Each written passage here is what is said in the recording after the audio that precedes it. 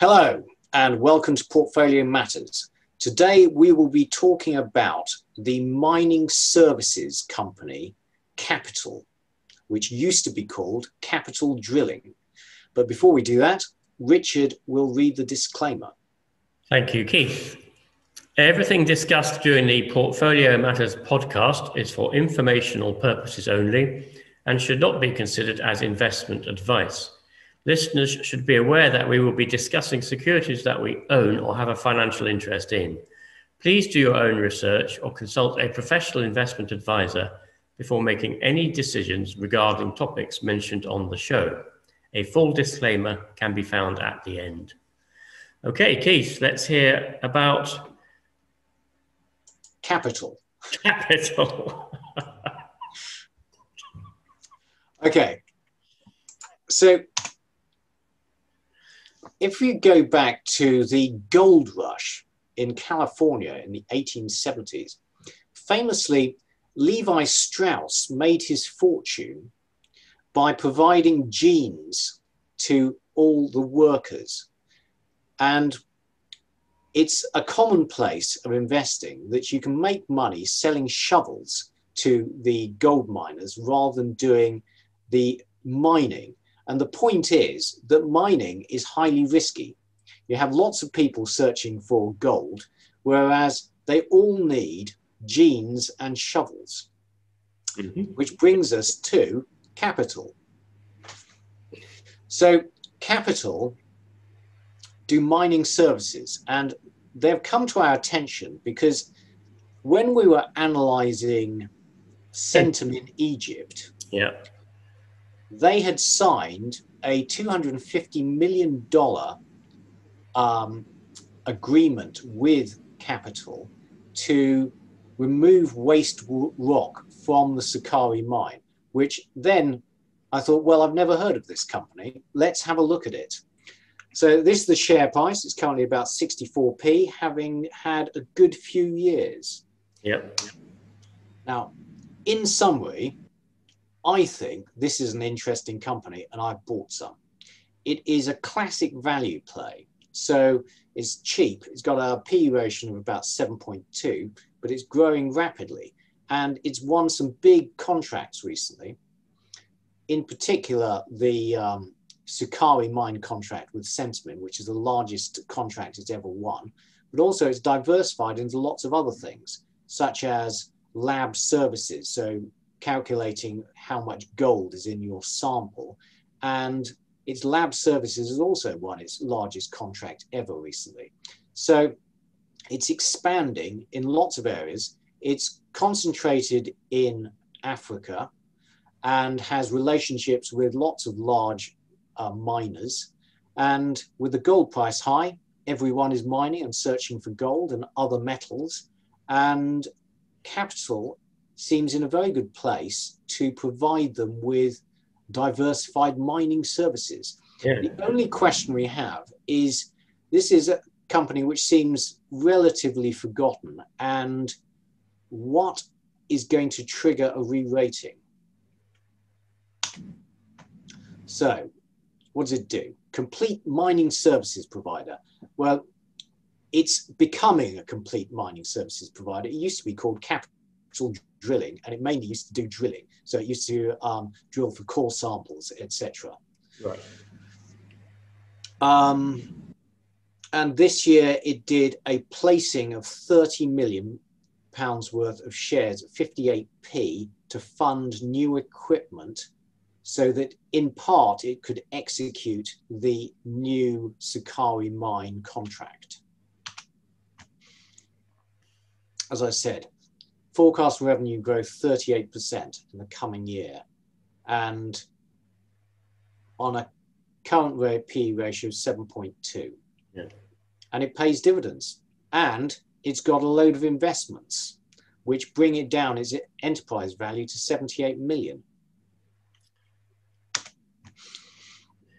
Okay, so the recent Sukari contract, the company regards as transformative. So it's a 235 to 260 million expected over the next 4 years.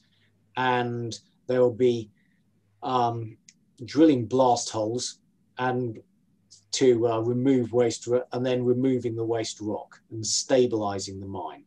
But there will also be, not just drilling, blasting, but also moving rock. So they're moving into whole mine development services. And they are expanding the fleet. And you can see at the bottom here what their sort of things they have. So trucks for moving rock, excavators, dozers. And top left, you see they are expanding the drilling rig fleet. And it's quite, if you have a few moments, it's quite interesting to go and look at exactly what a reverse circulation drill rig is. And anyway, I had a few interesting moments on Wikipedia looking up some of these things. Right. So it is moving not from drilling into complete mine services. So it's well placed to service the needs of all these miners which are currently searching Africa for gold and other minerals. Yep. You see here, they've got labs which have just won a big contract, exploration, so that's core drilling, mine development, that's grading, finding where to drill, and then actually moving the rock and production.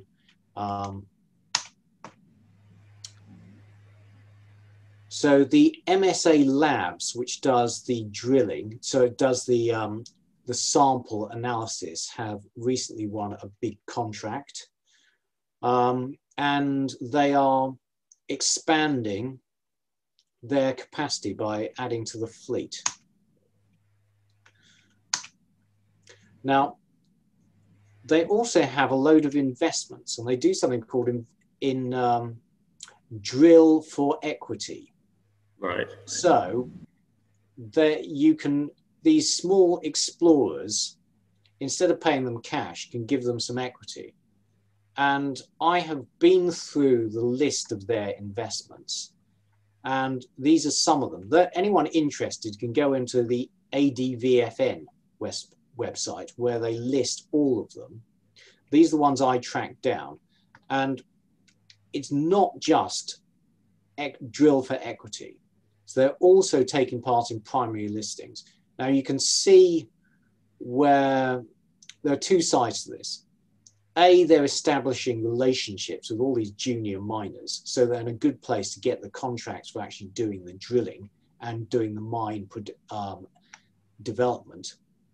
But also there is a speculative side to this, which I don't think is terribly positive. If you think of the only other companies which do investments in other companies, you think of Mike Ashley and Sports Direct. And it's not this should be a drilling company and mine services company, and not a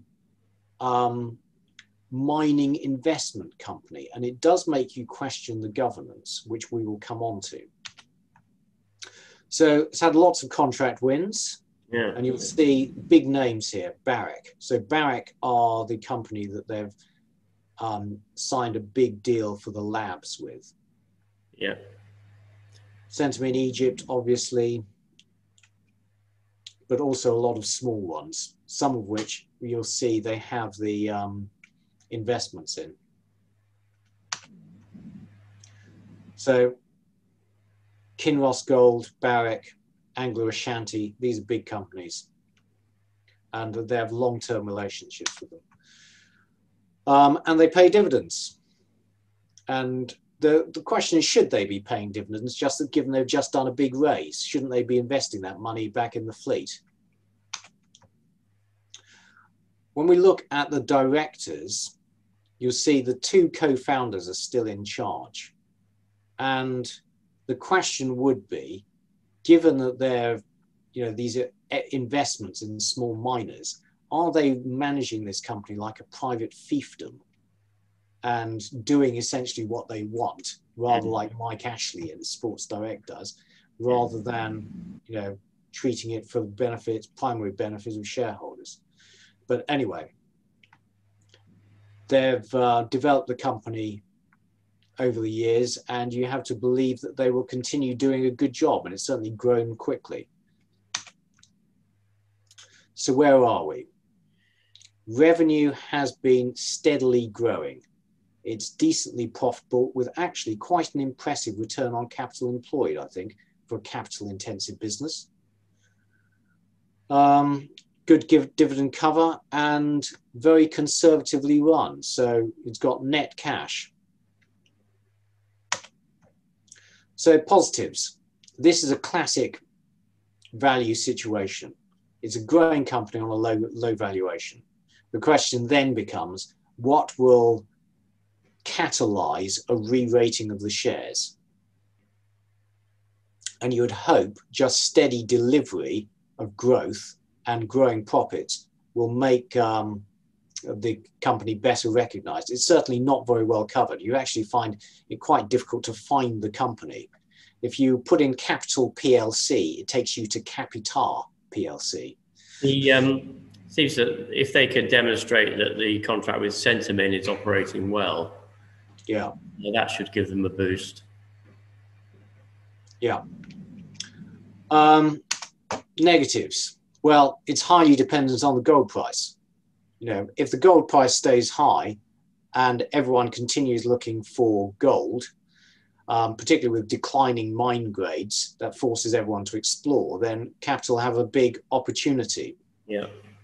The other thing is the rig utilization is quite low. It's only 59%, which begs the question, why are they buying loads of new rigs when they actually are not fully utilizing the old ones? It makes you wonder about the usefulness of some of the rigs they actually have and whether they are old or obsolete. Yep. And it's a capital intensive business. You know, you have to go and buy loads of equipment to fulfill these contracts. Yeah. And governance, as we've highlighted.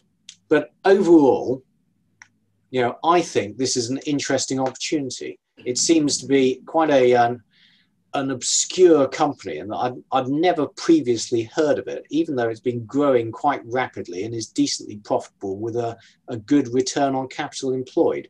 So I have built a small position in this company and will be awaiting developments, I think.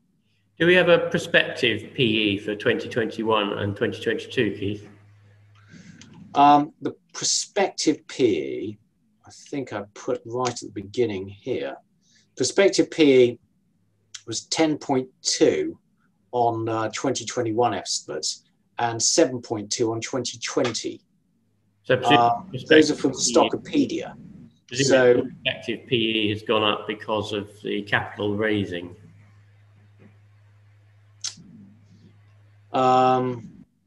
Not sure, actually. Sorry, Richard, I'm not sure. The thing about the Stockopedia predictions are that every time you log on, they seem to change. They don't actually provide, they give you the forecast PE, but they don't actually provide you with the details they've used to come to it. So, anyway. Fair enough. Okay. Okay, so I think we've provided you with enough to hopefully prick your interest in Capital Limited. Thank you very much, Keith, for that very interesting review of the company. Thank you for listening. I hope you will press like and subscribe to the channel, and we hope to see you again soon. So goodbye from Richard Wheater. And goodbye from Keith Jordan. Goodbye. Goodbye. Full disclaimer. The material and information contained in this podcast is for information and entertainment purposes only and should not be relied upon for making a business, legal or any other decision. We may own or have a financial interest in any securities mentioned. Listeners should conduct their own research or consult a professional investment advisor before making any decisions regarding topics mentioned on the show.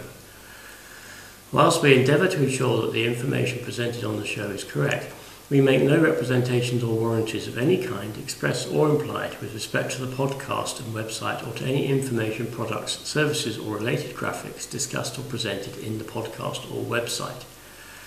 Any reliance you place on such material is strictly at your own risk. You are solely responsible for the investment decisions you make. We will not be responsible for any errors or omissions in the podcast or website, including in articles or postings, for hyperlinks embedded in messages, or for any results obtained from the use of such information. Nor will we be liable for any loss or damage, including consequential damages, if any, caused by a reader's reliance on any information provided by the podcast or website. Please do not listen to the podcast if you do not accept self-responsibility for your actions.